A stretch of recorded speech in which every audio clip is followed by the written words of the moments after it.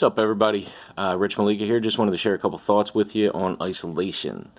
Right now, we're supposed to, and I believe we should, be isolating from each other to stop the spread of this disease.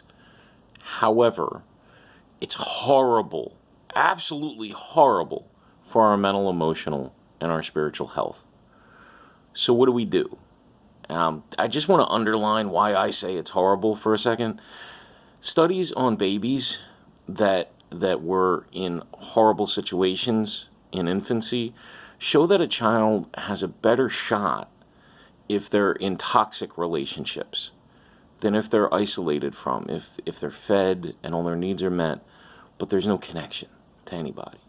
Those children can fail to thrive or have just horrible repercussions from it.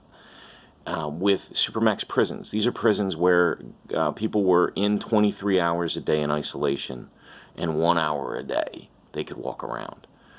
And that had just crushing effects on their psyches and just caused really antisocial behavior and just bad, very bad. So while we're distancing, how do we maintain connections? Anybody in recovery knows that isolation just breeds addiction, just breeds patterns of relapse. So how do we stay connected while physically protecting ourselves and each other as we're being recommended, as is being recommended that we do? We have to stay connected on the phone. We have to stay connected on FaceTime for our own well-being, but also for the people out there that are really isolated, that are really in danger. It can be so valuable for them to just have somebody checking in. On the reverse end of this, there were studies done on survivors of war, on survivors of concentration camps, and William Glasser, as a psychologist, said that just the perception of a relationship, of somebody caring about them, even if it was a false perception, even if it was, I got to go home, I got to be with my girl, well, she already remarried. Even if the person wasn't truly in relationship with them, it caused the difference between somebody living and dying. And I'm not trying to be dramatic. That's a psychological truth. Having connectivity to someone can be the difference between a relapse or sobriety, can be the difference between somebody choosing to give up. So today, I just want to ask you, go down your friends list, go down your contacts list, and just make note of a couple names that you think are more vulnerable than the others. And call them, FaceTime them, check in.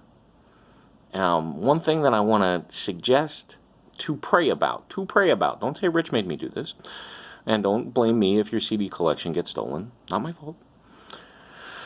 Pray about, is there anybody that during this period of time I should connect to in a deeper way? Whether that means moving them into my home or staying with them in their home.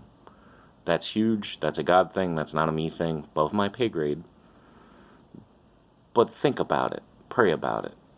Because I don't know. People are talking about this lasting till August. I don't know what life looks like with that long in isolation. And maybe we should start praying about some things that are more drastic and outside of our norm. So I'm just gonna say a quick prayer for everybody. I love you. Not trying to force my stuff on you, just how I know to show love and to reach out to the power that I have faith in. So, Lord God, I just thank you for my brothers and sisters.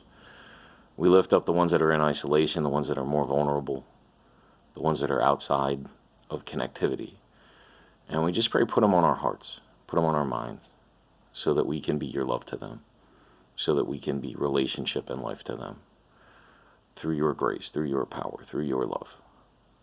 Make us a community that can last even being isolated, that can have even greater community in isolation. because we're still connected, because we're still talking, because we're still communicating.